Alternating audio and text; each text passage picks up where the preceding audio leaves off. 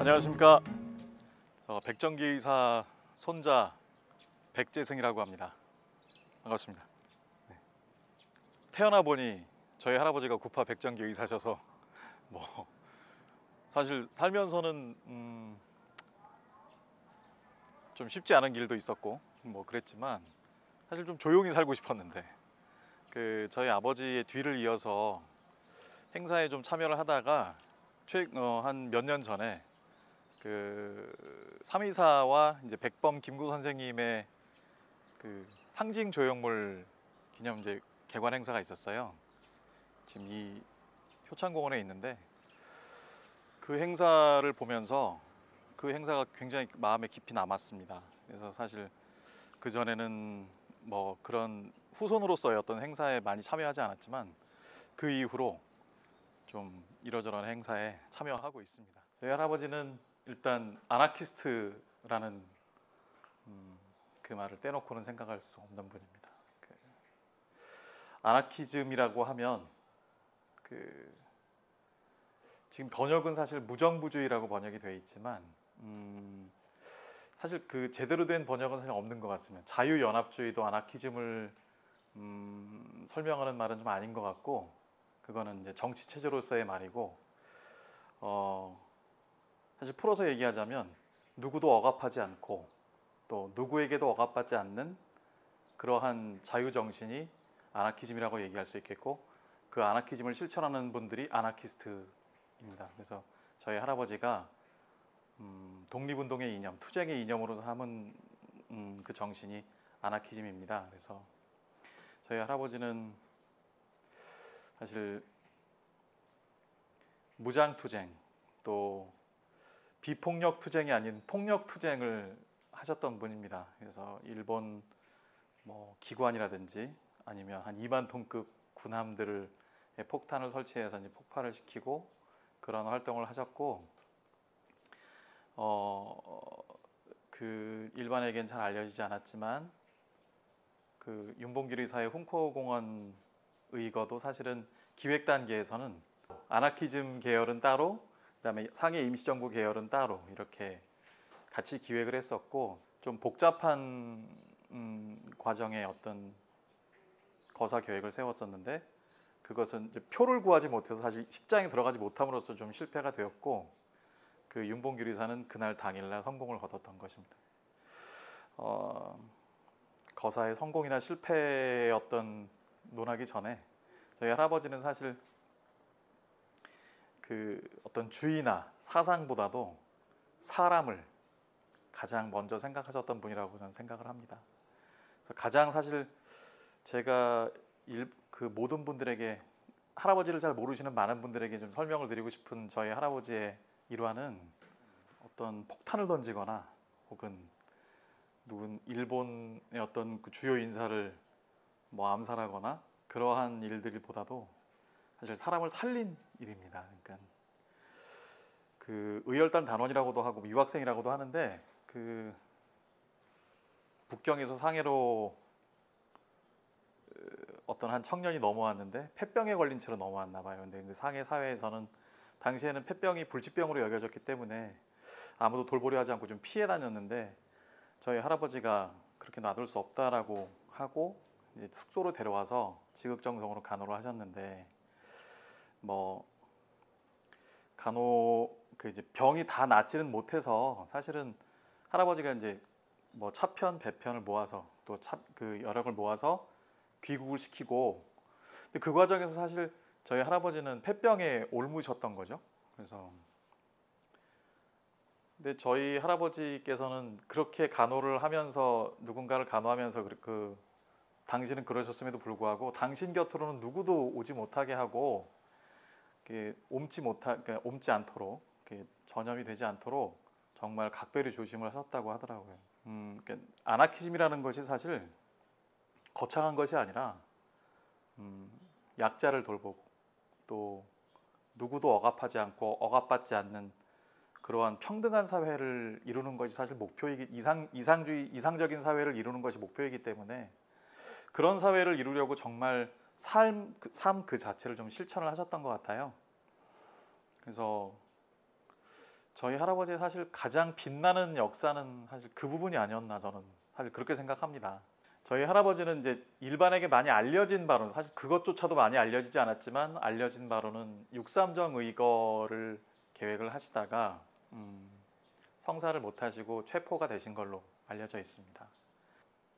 일제의 어떤 그런 감시 속에서 활동을 거사를 계획을 하시다가 일단 현장에서 붙잡히시고 그래서 일본으로 가서 재판을 받으시고 갖은 고초를 겪으시다가 일본 나가사키 형무소에서 옥중에 돌아가셨습니다.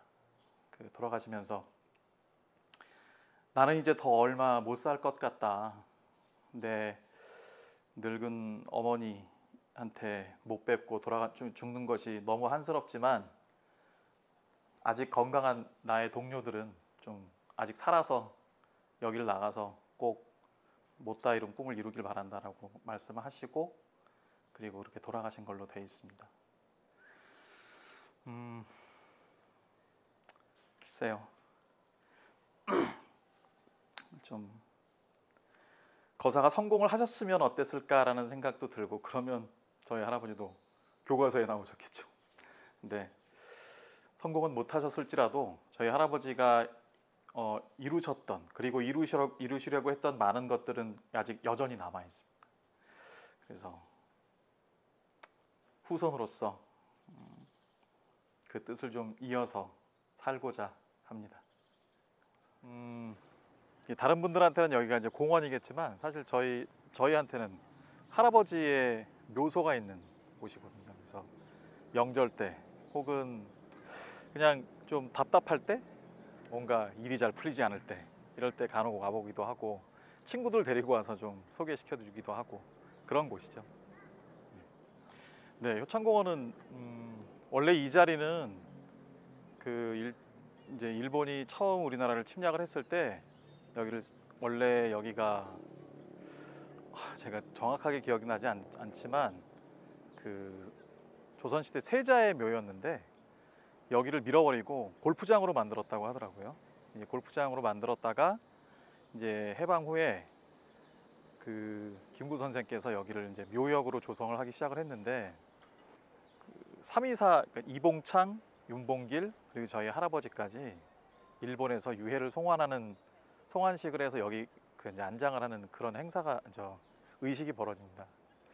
그때 당시에 서울 인구가 한 30여만 명 정도 됐다고 하는데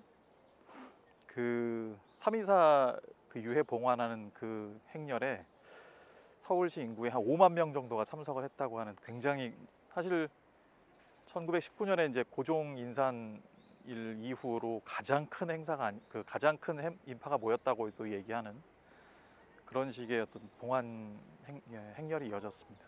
김구 선생께서 상해 임시정부 요인 3인을 하여튼 저 묘역에 안장하면서 그리고 김구 선생까지 돌아가시면서 총 7분, 백범 김구 선생과 그다음에 상해 임시정부 요인 3인 그리고 324 그리고 이제 아직 안종근 의사의 유해가 한국으로 봉환이 되지 않았는데 봉환이 된다면 지금 저 가묘에 안장이 되게 됩니다. 그래서 그런 나라를 위해 순국하신 분들의 유해가 쉼터가 되고 있는 곳입니다. 그리고 현재는 사실 효창공원에 공원으로서의 역할이 더 크죠. 사람들이 많이 와서 쉬고 또 산책도 할 수 있는 그런 공간으로서의 역할이 더 크다고 생각합니다. 보다는 가치는 늘 변화하는 거라고 생각을 합니다. 그래서 예전에는 사실 여기가 독립투사 혹은 의사 열사들의 얼이 살아 숨쉬는 곳이었다면 물론 그 얼이 살아 숨쉬면 지금도 계속 되지만 여기를 성역화 혹은 뭔가 이 엄숙하고 장엄한 곳으로 만들어서 사람들에게 의미를 주입하려고 하기보다는 자연스럽게 접근할 수 있는 성역이 아니라 공공역 혹은 공공역으로 자리 잡았으면 좋겠습니다. 그래서 누구나 쉬면서 또 어린아이들도 와서 축구도 하고 놀기도 하고 그러면서 자연스럽게 접근을 하다 보면 조상의 열, 그 나라를 위해서 목숨 바치신 분들의 그 얼을 자연스럽게 그 미래 세대들도 좀 체득을 할 수 있지 않을까 생각을 합니다. 정말로 제가 말씀드리고 싶은 건, 그런 사람들이, 지금 이런 분들이 있었기 때문에 이러한 여기에 나무가 있고 그 그늘에서 쉴 수가 있는 거라고 생각을 합니다. 우리 모두는, 이 땅에 살고 있는 우리 모두는 이 땅을 지키고 이 땅에 살고 있는 사람들을 위해서 목숨 바친 사람들의 그늘 아래 살고 있다고 생각을 하거든요. 그래서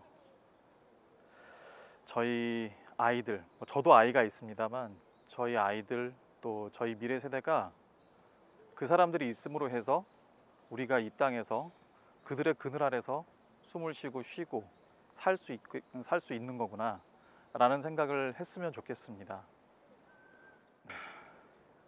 저희 할아버지는 저희 아버지도 뵌 적이 없습니다. 그래서 기억나는 게 없는 거죠. 그래서 무슨 가족들께만 남긴 말이 있거나 이런 건 없는데,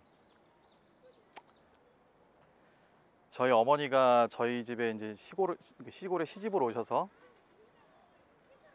이제 그때는 저희 이제 할아버지의 생모이시죠. 저희 어머니께는 시할머니가 될 텐데, 시할머니가 어느 날 봄이었는데 울타리 밑에 이렇게 들꽃 같은 걸 보면서 이렇게 발로 돌뿌리 같은 걸 이렇게 툭툭 차면서 그런 말씀을 하셨다고 하더라고요. 뭐 이렇게 보면서, 그래, 너는 봄 되면 이렇게 다시 돌아오는데 먼저 간 사람은 돌아올 줄을 모른다고, 그렇게 말씀을 하셨다고 하더라고요. 저는 그 얘기가 그렇게 못내 가슴에 남았습니다. 사실 누군가에게는 구국의 영웅일 수도 있고, 누군가에게는 독립투사일 수도 있고, 책에는 여러 의미로 남아있지만 저희에게는 뵌 적 없는,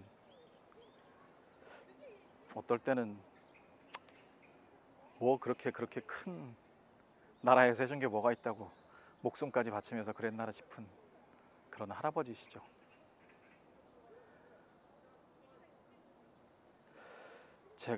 저희 할아버지가 늘 자랑스러웠던 이유는 정말 쉽지 않은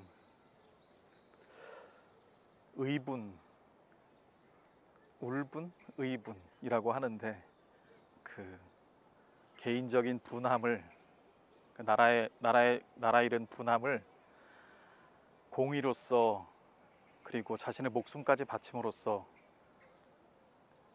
독립의 투쟁의 길로 연결시킨 그 길이 사실 너무나도 힘들고 어려운 일일 텐데도 꿋꿋하게 웃으면서 하셨다고 그러더라고요.